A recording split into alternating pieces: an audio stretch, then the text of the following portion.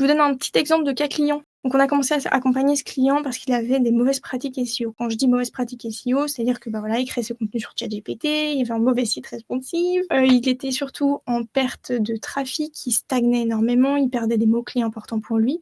Donc on a réalisé un audit. Quand on réalise un audit, on va voir les 3 piliers du SEO. Une fois qu'on a tout passé au peigne fin, on en fait un plan d'action et une roadmap sur 6 mois. C'est-à-dire que sur 6 mois, qu'est-ce qu'on va mettre en place? Dans mes priorités, ce que j'aime bien faire pour mes clients, c'est on va d'abord prioriser les mauvaises pratiques qui peuvent être, on va dire éligibles à une à une pénalité et celles-là, on va très vite les traiter pour, enlever cette épée Damoclès et le deuxième sujet, c'est que je vais regarder les actions qui demandent le moins de temps, mais qui peuvent apporter le plus au client et ça, c'est celles qu'on va prioriser pour tout de suite. Là, d'ailleurs, vous le voyez, quand on a commencé l'accompagnement, pouf, tout de suite, en fait, on redonne aussi un peu, bah, des chiffres. Ça rassure sur le fait que prendre un audit SEO, ça a été la bonne décision. Donc on met tout de suite en place les actions les plus, quick wins et ensuite, sur le long terme, on voit tout de suite que, voilà, ça donne quelque chose de sympa et les résultats ont été assez rapides, très sincèrement. Il a doublé son trafic, vite, il a retrouvé ses positions vite et ça nous fait du bien et le client surtout, ça lui fait du bien.